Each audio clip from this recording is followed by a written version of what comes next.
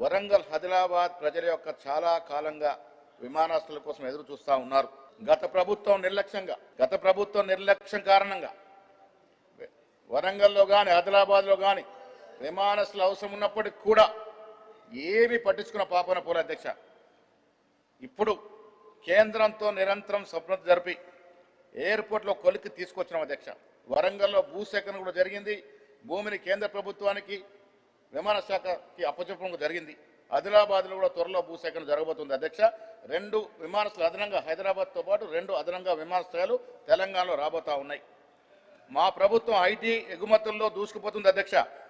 హైదరాబాద్లో మంచి వాతావరణం తయారు చేయడం, శాంతి భద్రత కాపాడడం, ఐటీ పరిశ్రమకు కావాల్సిన ప్రోత్సాహాలు ఇవ్వడం కూడా తెలంగాణ ఐటీ ఎగుమతులు 3.13 లక్షల కోట్లకు చేరుకున్నాయి.